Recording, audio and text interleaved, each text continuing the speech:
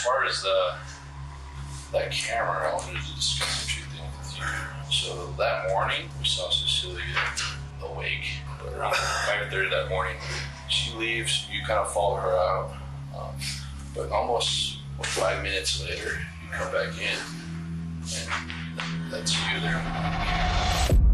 This is 57-year-old Jerry J., who had no idea that the aftermath of his brutal crime was captured on his home camera. It was a crime so cruel and uncalled for that it caused him to flee and go on a multi-state crime spree, all while his wife's family desperately looked for her. But the most shocking part of all wouldn't be the hours of surveillance footage, the lengths he went to try and escape, or his callous interrogation with police. It would be the fact that this wasn't his first time doing it, and that he was willing to do or say anything in order to avoid facing the consequences. Do you think would be putting this on your family? Behind me. Who's next to me behind me?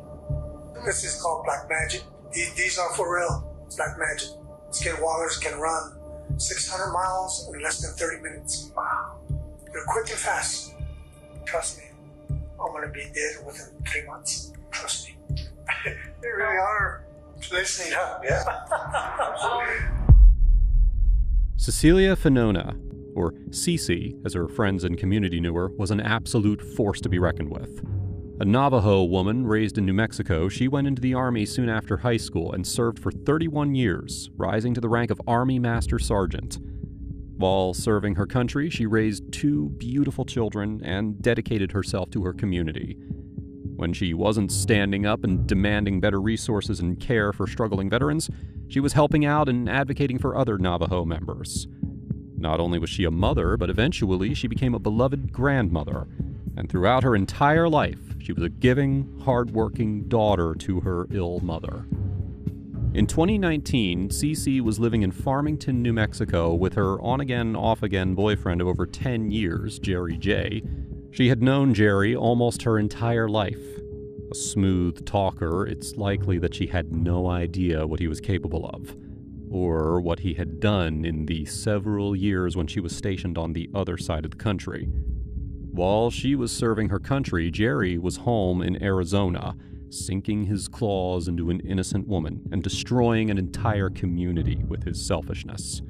It was the man who had promised to protect her, the man who had said he was willing to do anything to get her back. Instead, he made sure that no one could ever love her again.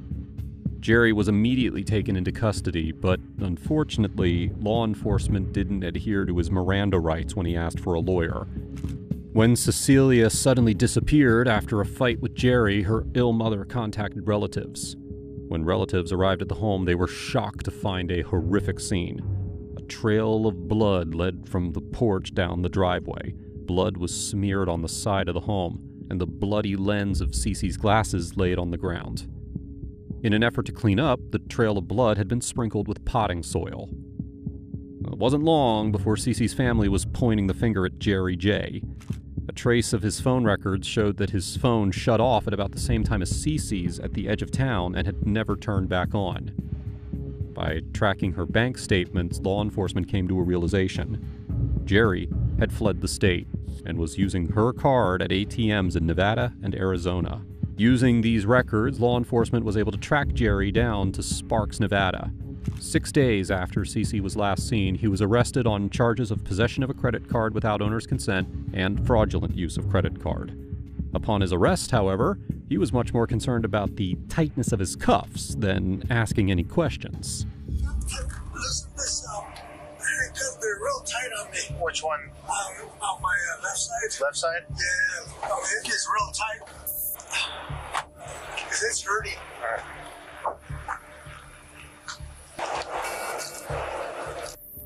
Law enforcement in Sparks quickly contacted the Farmington Police Department and alerted them that Jerry was in custody. By the next morning, 2 detectives from Farmington arrived to speak to him about the most pressing crime, the disappearance of Cece. At first, Jerry is not thrilled to talk to them. Jerry?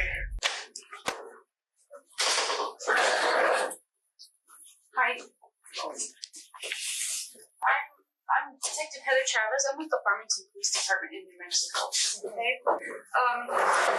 So I wanted to visit with you just a little bit tonight, but prior to doing that, I do have to read you your rights. Okay. So you do have the right to remain silent. I'll keep my fifth right now. Okay. You do not want to speak to me at all. Well, if you got something to say to me. Okay. Well, let me finish reading you your rights, and then I'll let you know what I want to talk about. And then at that point, if you do not want to speak with me, then please just let me know. So the reason that I'm here, sir, is I actually don't want to speak to you about anything that happened today. Nothing of that. What I do want to talk about is Cecilia's family. They reported her as missing. So basically, we're just trying to figure out where she is, and I'm just wondering if you're able to help us, maybe point me in the right direction. Do you know any of her friends or other people that I could speak to? I don't know. Okay. So there's nothing that you're able to provide me to help me find her? No, sir. No, ma'am. Okay. Do you want to continue to speak with me? Might as well. Okay. How long have y'all dated? I mean, how well do you know her? I've known her since we were kids. Oh, okay. All right. Since 1972. Okay, Since we were 11 years old. That's a little bit of time, huh? Okay. So you've known her for a long period of time, but have you always been in contact? I guess I'm just trying to gain how well you know her. Like I said, I've known her since in the 5th grade. We dated in high school. We went our separate ways, but we kind of kept in contact without anyone knowing. Oh, okay. We were just friends then, because we were both married at the same time. Okay, I understand. Jerry has shown the detectives a lot in just 3 minutes. For starters, he pleaded the 5th the instant they said they were from Farmington. Now, pleading the 5th in itself isn't suspicious, but the fact that he doesn't even ask what they're questioning him about is. He doesn't have to ask because he knows exactly what this is about. However, later in this interview, he will tell the police that he didn't know Cece was missing until they informed him. You're about to watch as Jerry desperately tries to assert his dominance and control the narrative. Unfortunately for him, the detectives know exactly how to play to his ego by sitting back and letting him dig himself a hole. Oh, before I say anything, can I see your identification? Absolutely. Yeah. I forgot to ask first. Absolutely. Trust me, I know exactly how you feel. Can you see? Sorry. I can't see you because I don't have my glasses with me. Well, no, but I mean, that's fine. You can pick it up and look at it if you want. I was just going to take this out so you could actually see it because the plastic makes it pretty difficult. After 10 years, you don't know who any of her friends are. No, she keeps it private away from me. Is there a reason that she's a... I mean... I don't know. It's just kind of my instinct, I think. Maybe it's just something going on, but I don't know. I think she was seeing somebody else too. But I kind of knew something was going on for the past 2 years. Okay. But I know she wasn't telling me the truth. Oh. Because, I mean, obviously, they're very worried. They're very upset and they're afraid because they've not heard from her. Yeah. So, do you know anything about her as far as, like, medical issues, anything like that? Because they're just, at this point, they're just worried that she's okay. You know, is it possible that she could have gone on one of her little journeys or whatever it is, and then maybe she's now sick or hurt or something's going on? I know sometimes she gets all upset with herself. Sometimes she just wants to be alone. Okay. Upset like how? Well, it's because the way she's told me, she's been in the military almost all her life from high school. Okay. She and us Native Americans and our religious rights. Yes, sir. We're not supposed to touch the dead. Correct. Those has been haunting her all to this day, and she still gets those dead people. You can always talk to a medicine man or whoever, they'll tell you the same way. She still sees all these dead soldiers that she's still seeing. In our religious right, you're not supposed to touch dead people, because if you do, it comes back on you and you'll see all these dead people coming at you. Because I know sometimes she says that they talk to her, she gets scared. Okay. Jerry has gone from pleading the fifth to talking 1,000,000 miles an hour. It's just like recently, you know about skinwalkers, right? Yeah. They're no good. Nope, not at all. They came after me 2 weeks. What was it? Not even a month ago. Okay. They used my dad's. See, when my dad passed away 5 years ago, I forgot to put his denture away. I forgot all this time I was working. I kept it inside my storage unit on Montego. Somebody called me in early in the morning, called my name. I woke up and I told Cecilia, "Hey, did you call me?" She goes, "No." I looked around. So I got up, went to work, and I heard a whistle blowing right through my ear. Actually, a snap. That they were playing with my mind again. That's what do you call? You probably don't. You're not going to understand what we go through. This is called black magic. These are for real. It's black magic.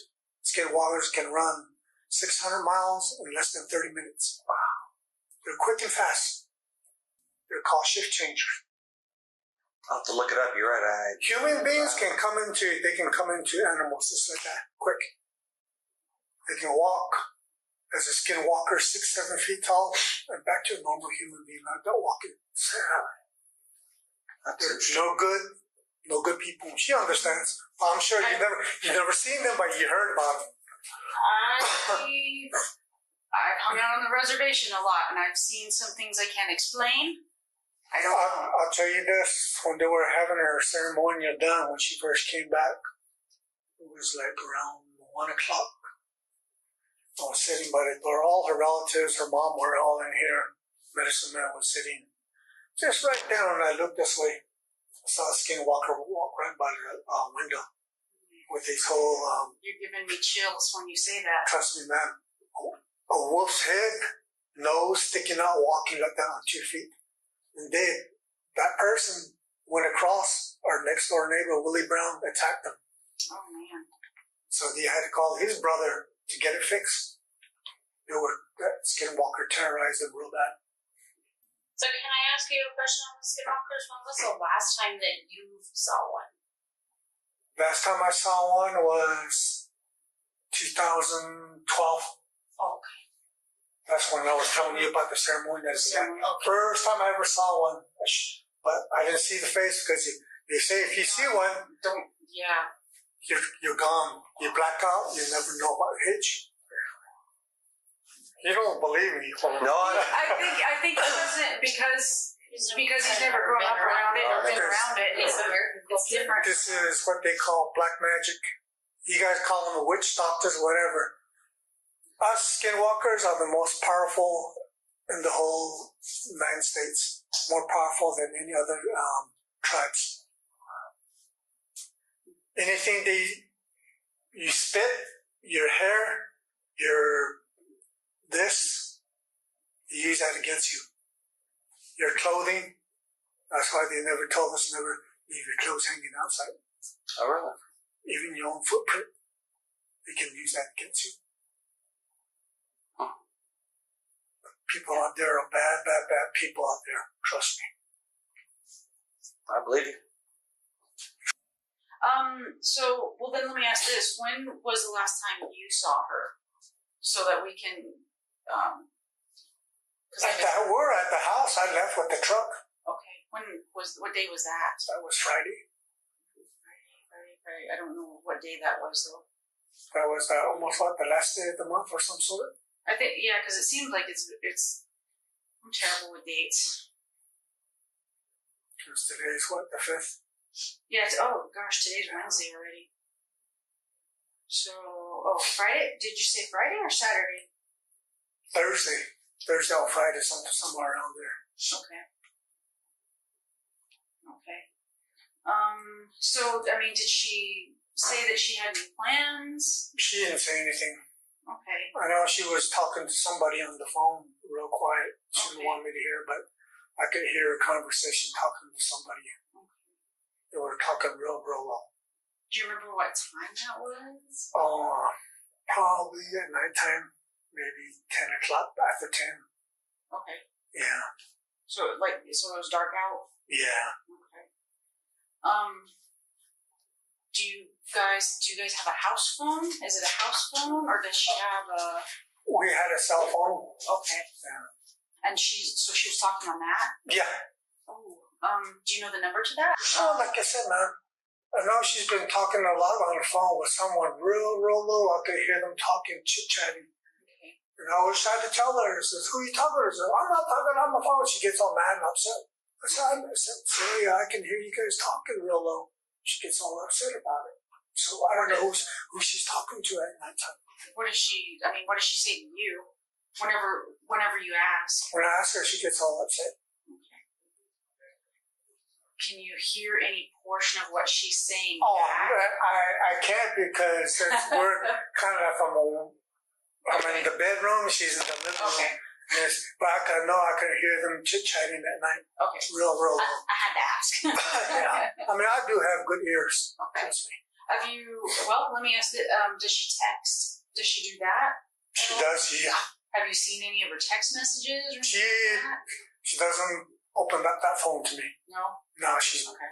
she doesn't want me to see things in there. So, Okay. what do you do is your own business. Well, I mean, I guess for me... I mean, how would you like it if you're living with someone, you ask her, then who you, and then she gets all upset. So there has to be something going on there. Well, that's what it would lead me to believe. If I were in your shoes, I think that's... I'm just trying to ask her now. I said, who are you talking to? Who are you texting with? And then she gets all upset about it. It's just none of your damn business, okay? After speaking for about 20 minutes about skinwalkers, which is a widely held native belief, the detective manages to masterfully steer the conversation back to the topic at hand. It's clear that Jerry likes to talk. By allowing him to do that at length, the detectives have earned themselves some favor, and they intend on using it to get incriminating answers. When you're deep into unraveling the details of true crime cases like this one, every sound matters. From dissecting witness statements to analyzing eerie 911 calls, our work demands intense focus. And that's why at The Villains, we use Raycon Everyday Earbuds. These earbuds are our secret weapon for immersing ourselves in the darkest mysteries. With active noise isolation, we can block out distractions and dive deep into our research, ensuring that we catch every crucial detail. Whether we're scripting, editing, or listening to interviews, the premium sound quality keeps everything crisp and clear. And let's talk about battery life. 32 hours of playtime means that we can go all day uncovering the truth without worrying about charging. Even if we forget, Raycon's Quick Charge gives us 90 minutes of battery in just 10 minutes. Another game changer? Multi-point connectivity. We can seamlessly switch between our laptops and phones without missing a beat. Perfect for toggling between audio files and reference material. Plus, they fit like a dream. With optimized gel tips, they are so comfortable that we forget we're even wearing them. And the best part? Raycon gives you all of these high-end features for half the price of other premium brands. If you're ready to level up your listening experience, head on over to buyraycon.com/villains and get 20% off the everyday earbuds. Click the link in the description. Your ears will thank you. A little bit of a topic change. So you came out to Nevada. Were you guys supposed to have a vacation together, or No, so that's when I'm out. She just gave me the credit card. Okay. So this was just like a weekend trip. Well, actually, weekend. It's in the middle of the week, right? Yeah, it's in the middle of the week. Yeah, she just gave me the credit card. And that was about it. Okay. And I'm sorry, what day was that? What day did she give you the credit card? Friday. Okay. All right. Yeah. Okay. Did she say anything to No, you? she didn't say nothing. Nothing. Okay. Did you tell her anything before you I left? told her I was gonna. I'll be back. Okay. And that was it. I left. Alright. Like I said, you've described her frame of mind. I'm just trying to... She's just, like I said, ma'am, she's kind of like private. I don't know. We used to talk about those and everything got changed. She's kind of been keeping a lot of stuff to herself. When did that start? I'll say about over a year now. She's been doing that. But I don't say anything. You know, what she does is her business. That Cecilia was missing, was reported missing. Until now. You didn't know. Huh. So none of her family tried to call you, or? I don't even have my phone. Oh, okay. I left it at the house. Oh, your phone is at the Yeah. house? Oh, okay. You came out with no phone? I can't survive. I've got two. I can't survive without mine. I don't even care for a phone. I'm not judging. Yeah, I'm just saying I can't. I really don't get no phone calls from anybody. But I told her I was going to come back. Okay. Sorry. I just made my heart skip a beat. I don't think I could travel without a phone. It did. I've done without a phone for a long time, all my life. I don't know that I could survive. To me, I think phone is really not. Probably only for a good purpose, but in a way, it's probably not really good. That's my point of view. So you'll get to the house and you'll have like 107 missed phone calls on your phone. I doubt it. Nobody ever calls me. I was only waiting for work, and that was about it. Well, I mean, from Yeah. Cecilia's kids and everything. Yeah. Because they've been calling and Well, stuff. Uncle Randy's was the last one I called. When did you call? About a month prior to Cece's disappearance, she and Jerry actually split up. After multiple domestic violence incidents, Cece demanded that he leave. He moved to Albuquerque. However, much like his last relationship, it seems as though he was refusing to take no for an answer. A week or so before Cece disappeared, Jerry moved back in. Neighbors recall that instantly Cece became distant and quiet. When Jerry was gone, she loved speaking with them and spending time with them. Upon his return, she would hardly look at them. It's not unusual for abusive partners to isolate their victims. To those who knew Cece, it was clear that that's exactly what Jerry was doing.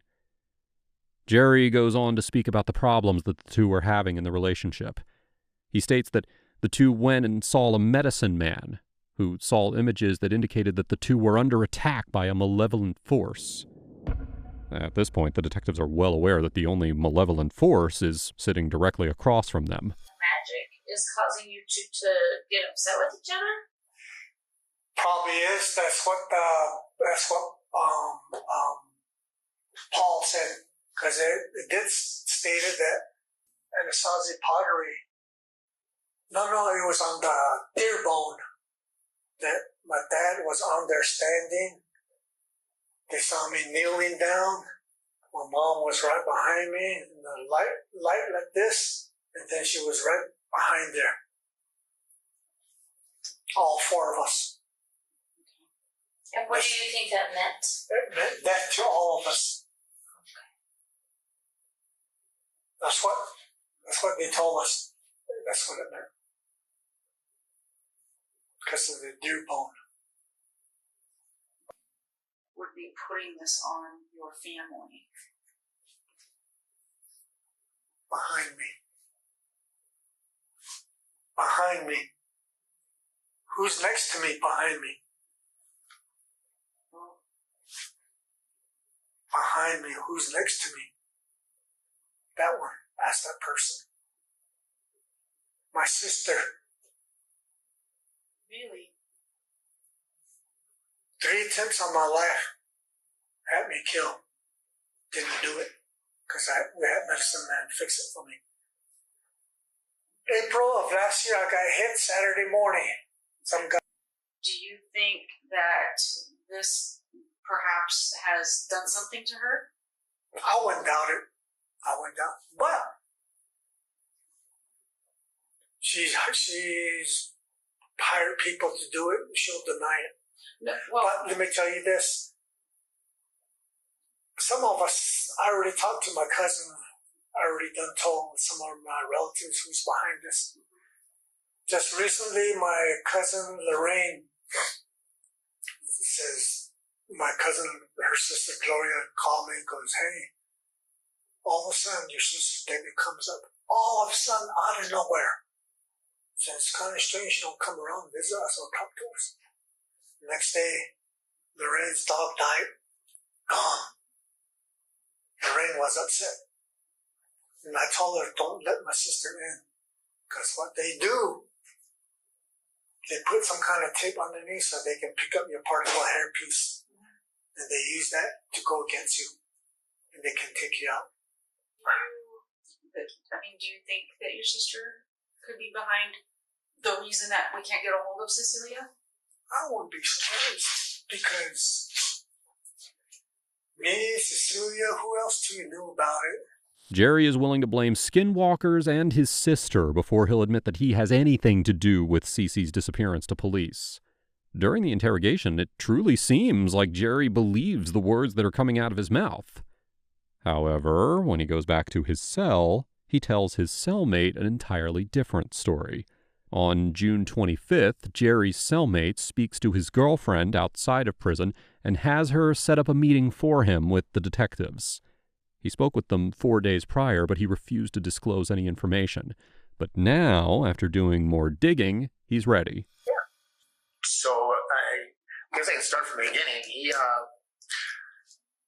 from the moment he came in the room, he told me that he had killed her. And he didn't tell me how initially, but he said, he's got it taken care of. And through the days, and especially after I left you the first time, because I didn't have all of the information, and he basically just spilled his guts to me. And it's kind of sad. I got a lot of information though. How she was killed, what he did with the body, where he traveled to. Just tell me whatever order you want to. Okay. Whatever, where you want. So I'll start at the beginning. I'll tell you, this is exactly what he told me. Okay. Exactly. He said that back in December, so her name is Cecilia. He drives a white Ford pickup. He said that back in December they started having problems because he was sure that she was cheating on him. And he didn't, he tried to deal with it back then. She kept denying it. Then one day, right before the murder, there was a cell phone in the bed. She wouldn't let him see it. She went to the bathroom. They got in a big argument about it. There was a physical altercation. And then he actually picked up a axe and hit her in the back of the head with the axe.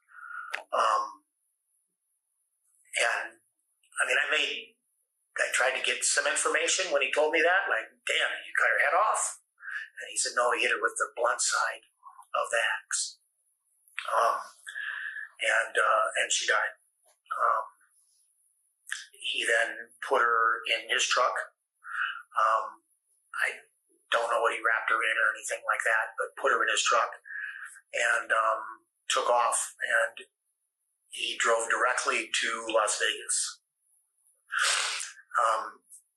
On the drive to Las Vegas, he took her cell phone, took the SIM card out and cut it up, he said. Took her cell phone and broke it and threw it out the window. I'm not sure if he did that to his own, but he did with hers. The bloody clothing and the murder weapon, I guess. As he was driving down the road, he got rid of it. Got rid of the stuff through the window. He didn't get rid of everything though. For whatever reason, and these are his words exactly, he drove to Las Vegas. He was going to post up at the Tropicana. He drove into the Tropicana parking lot, parked, and there were too many security. He still had the body in the back. Drove all the way from New Mexico, I guess, to Las Vegas because there were too many. And he said he got there. He drove directly. I think he said he got there on a Friday, I want to say. so he couldn't stay there. He didn't feel comfortable.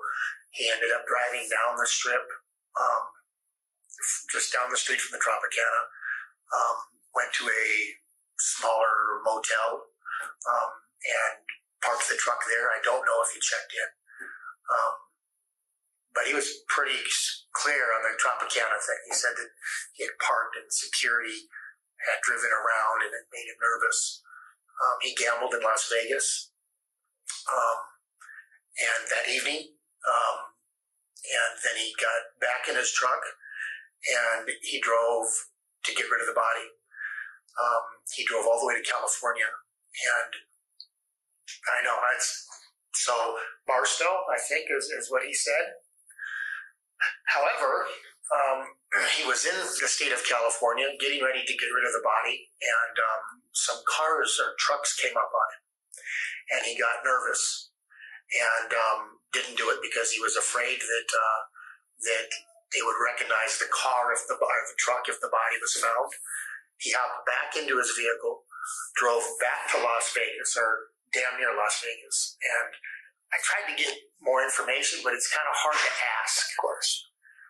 And he said when he got near the military base, and I'm assuming it's Nellis, I don't know, but prior to Las Vegas, he said 15 miles outside of Las Vegas, he turned and was going to head up to northern Nevada, and right around Nellis Air Force Base. I'm guessing Nellis. He never said Nellis. He just said the military base. There's a couple of them there. Okay, well, I don't know that. Okay. He never said Nellis. He just said the military base. On the way north, and he drove off the side of the road, not very far, and dumped the body. Didn't bury the body, dumped it. Just like that, law enforcement has the answers that they've been desperate for so long. Everything the cellmate says matches up with what they discovered at the scene of the crime, in the cell phone records, and in the movements of Cece's credit and debit cards. There is no proof or evidence that Cece was having an affair. However, it is not unusual for abusive partners to accuse their partners of infidelity in order to further control them. And, as we know, Jerry is all about control. He said that he caught a murder case years ago in New Mexico. Said that he had told his gal from the beginning, not to fuck with him because he's already, don't lie, don't anything like that because he's not afraid, whatever. And he just said that he knew what to do better, if you will. Okay. Yeah. And I don't know where he threw. There is no way that Jerry's cellmate could have known this unless it came directly from Jerry. His crime against Minnie was not highly publicized. In our in-depth research, we found less than 5 articles detailing the crime. Jerry's words indicate that he's proud of the crime that he committed, and even more proud of potentially pulling off this one. Fortunately, he hasn't. On August 9th, 2019, detectives from Farmington once more asked to speak to Jerry. Hello, Jerry. Yes, sir. Hey, I'm detective. Some questions about Cecilia. We got information to help us out here. Our main thing is locating Cecilia. Yeah. And I was able to speak with some of her family. Yeah. And they did mention there was issues, relationship issues between you and Cecilia where somebody was accusing each other of, I'm not sure if she was accusing you or you're accusing her of cheating. Is that true? Yeah. Okay, was she accusing you or were you accusing her? I think we're both. Well, I look at it like this. I know she was doing it. Okay. I let it go for 2 years. Okay. She didn't think that I knew about it. I knew what was going on, but I let it go. Okay. And I wasn't about to get into it with her because I just look at her every day and she thought I was dumb and stupid. And I thought she was going to come out with it one day. She just kind of hit it. I knew what was going on, but to me, I said, it's none of my business. Okay. If that's what she wants to do, that's her own business. I'm sure you can probably look it up if you can get the, like I said, the phone number on the AT&T. I'm sure the message and everything different what they were doing.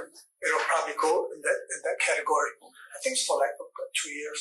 I really can't. Yeah. To me, how long were you in a relationship with this? Since 2005. Okay. About almost 14 years. Okay. Yeah. I know you probably gave Detective Chavez most of the information, but yes, I'm the case agent on this. Yeah. So I'm trying to figure out.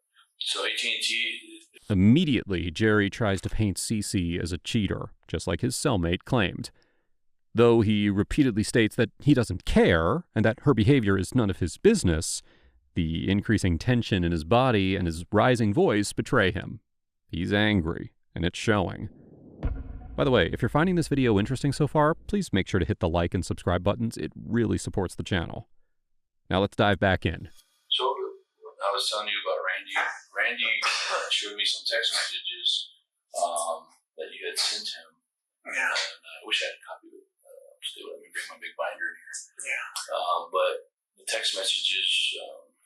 I can look and see if I have them in my email, but. Is that the one that night? Yes. Yeah. Thursday. I'm the one that texted him because of that. Yeah, and that's why she said that I could do whatever I want and blah, blah, blah. Okay. Yeah. Do you remember what you texted? If I remember, I know she said that I could get anybody I want. I can, have sex and stuff like that. Okay. I think that's what it was.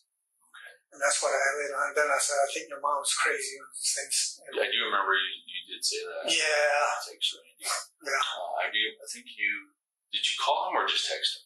I think I called him because I wanted to go. I know he wanted me to go work for him too out there building housing and stuff like that. Okay. So on Thursday, which is May 30th, you had text Randy and said that your mom was accusing you of cheating on him. Yeah. I wish I had that message with me. And it's okay. And then it said, it's like you guys are having an argument, you and Cecilia. Almost every other day, stuff like that. Because you reached out to Randy. Do you feel comfortable with Randy? Yes, I do. Okay. Yes, I do. What was Randy's response to you? What did he tell you? He was going to say something, but I know her mom cut him off. Okay. Told him just shut up, mind your own business and stuff like that. And Randy said, okay, I don't want to get involved. Okay. I know that. I think that's what he said. In actuality, it was Cece who was accusing Jerry of cheating. The day of the murder, Jerry sent the following text message to Cece's son, Randy. Keep in mind, this is typos and all, and I'm going to try and struggle through this. Quote, "Hey, son. Anyway, your mom is always accusing me of messing around with another woman. I guess her relatives. Me hauling my female friends around, thinking I'm f***ing all the female friends. I keep telling her, they're my friends. She always say to me, I can always call any man I want to f*** them. All I can say is, wow. Besides, I tell her I don't even drink or do drugs. Anyway, she used to say, I can always call any man and f*** them all. She always say those words. I always tell her to go ahead. Got for it. I think your mom is crazy." Once again, this is an abusive tactic. Jerry is telling Cece's son things that no son wants to hear about his mother, and is, in turn, likely trying to damage their relationship. Jerry can lie about the contents of the text to police all he wants, but they have the records. And, unfortunately for him, they have something else that's much more incriminating. Are you aware there's a camera in the house? Yes. Okay. Yeah. Okay. So that camera captured, I guess, did Cecilia stay on the couch that night? Yeah. Okay. And you stayed in the room? Yeah. Okay. And that's what we're here to talk about, is that morning. Yeah. And the important thing is I guarantee you've been honest with us. Yeah. And I just want to confirm that I appreciate your honesty and cooperation. I mean, I always do, no matter what. I'm doing what I can, trying to help you guys, whatever. Okay. It's like I said, we every day, a man and a woman always have argument. Not everything is going to be perfect, whatever. Sure. Something always comes up, or he or she does, whatever. Mm-hmm. But as far as that camera, I wanted to discuss a few things with you. So that morning, it was about 5 or so, we saw Cecilia awake. Yeah. Do you remember waking up around that time? It was about 5 or so. I told her that we're supposed to go to McDonald's. Okay. Yeah. You guys are supposed to go to McDonald's? Yeah. And we did. Right there off of, right across from the Taco Bell. Yeah. Okay.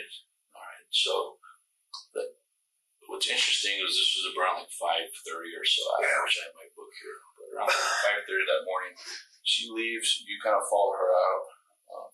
But almost 5 minutes later, you come back in, and that's you there on camera. Yeah.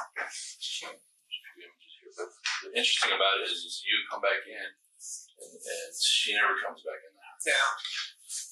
And then there's a couple more photos of you getting your stuff. Yeah. Those are just my regular clothes, you know. Okay. Yeah. Okay.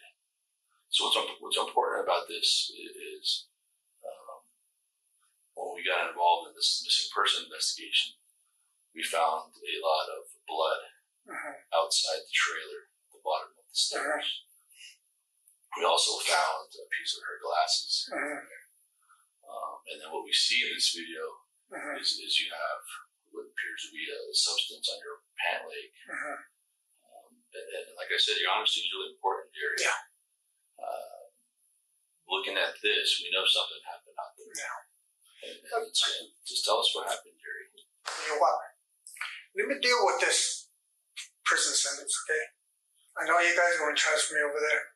Then we'll talk. Okay? All right. I'm just giving you my word. I would like you to let's take care right now if it's possible. No. I'd rather. Okay. Because they said that I got a lawyer present. I'd rather be with the lawyer first. Okay? All right. Okay. And you do have that right. Yeah. Right. I wanted to share this with you. Yeah. Like I said, any normal person can connect these dots here. Yes. And I'm not going to ask you any questions. I'll continue talking to you. But like I said, let me deal with this first. When I get there, and I'm sure you know that they're going to transfer me over there. And then we'll sit there and talk. Okay. And I guarantee I'll give you some answers. Okay. And Police already have answers. In the surveillance footage that was inside the home on the night of the murder, they capture the last footage of Cece alive. Cece leaves the home carrying her cell phone. Moments later, Jerry follows behind her. Just minutes after Jerry goes outside, he comes back inside with blood all over his pants. He quickly changes, taking his soiled clothes off to dispose of. The footage continues to show Jerry pacing in the home and moving various incriminating items out of the home. Cece is never seen again in the footage. While Jerry is cleaning up, she's still alive, but unconscious in the back of his truck. She will likely die as he drives around with her body trying to figure out where to dispose of her. In the interrogation, detectives try one more last-ditch effort to get Jerry to let go of his last piece of control, the knowledge of where Cece's body is. Jerry, we deserve to know where our sister Cecilia is at. We're kindly asking. Not knowing has taken a toll on our minds and our hearts. Our niece and nephew don't deserve this. How can one tell their children that their grandmother is nowhere to be found? If you can find it in your heart, please tell us. We're seeking closure for our family. Cecilia took you into her home and helped you in so many ways. Can you find it in your heart to have that same respect for her? May you have mercy on her family. God bless you. The Barber family. So, please think about that. Well, like I said, let me deal with this. When I come back, I'll make sure that both of you will talk. Okay, I promise you that.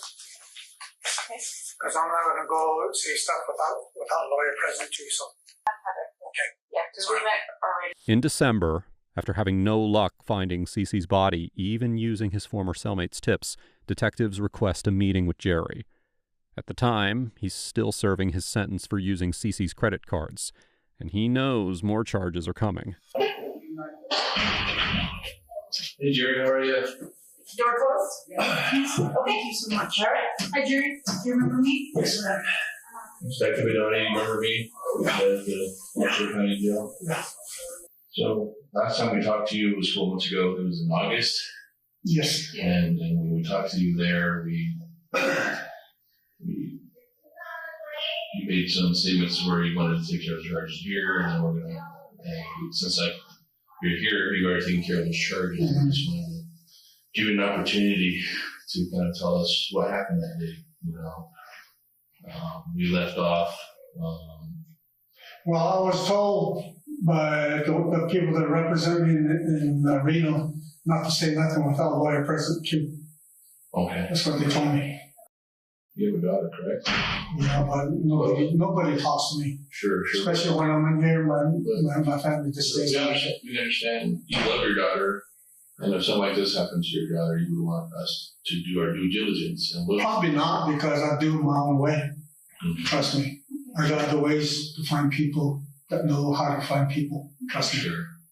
Sure. That's what the family's doing right now. They're As Jerry's response about finding justice, quote-unquote, his own way indicates, he's one to play by his own rules. He never used those cards. It took until February of 2021 for Cece's remains to be found in a remote area outside of Las Vegas, Nevada. Her body was transported back to New Mexico, where her family was greeted by a parade of veterans, all paying their respects. Jerry was sentenced to an additional 33 years in prison for second-degree murder and kidnapping. In the wake of Cece's unnecessary death, her family has dedicated themselves to standing up for other missing and murdered Indigenous women. Undoubtedly, it is something that Cece is looking down on with pride. Though she is gone, her legacy, compassion, and kindness live on in her children and all who knew her. Now, if you think this case was horrific, you need to check out my video on the genius detective who tricks a guilty suspect into confession.